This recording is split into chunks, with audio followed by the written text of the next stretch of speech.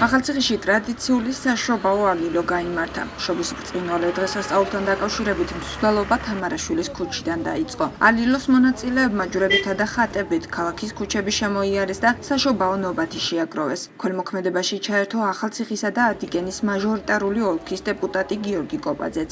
ალილოს მონაწილეებს ტკბილეული და საჩუქრები გზადაგზა მოსახლეობამაც გადასცა. სრულიად საქართველოს ულოცავ დღევანდელ დღეს ძალიან დიდი წმინდა დღეა და რა ვიცი ყველაფერს საუკეთესოს უსურვებ ყველას. Თლიან საქართველოს ულოცავ შობა ახალ წელს.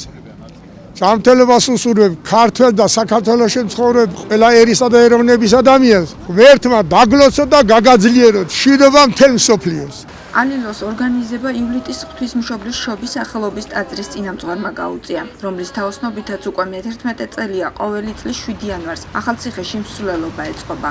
ამ ყველაფერს ვაგროვებთ და შემდგომ ნინო წმინდაში იქ არის ობოლთა და მიუსაფარ ბავშვთა სახლი და იქ მიგვაქვს ხოლმე მათ ბავშვებისათვის არის იქ ტანსაცმელები, სახალწლო საჩუქრები და ესე იმ ბავშვებსაც რაღაცნაირად მოვეფერებით ხოლმე ამ თვალსაზრისით. ესეც იგივე ხალხისგან გაღებული შეწირულობა და ღმერთმა შეუწიროს იმ მოსახლეობას, ვინც რაიმეს გააკეთებს თითოეული ნაბიჯს გადადგმისათვის. იმიტომ რომ თითოეული შეწირული კაპიკი იქნება თუ თითოეული კანფეტი იქნება ხლისგან შეწირული იქნება და ღმერთმა დალოცოს აძლიერო და ასმაგად უქციოს ყოველივე დოვლათი და ბარაკა.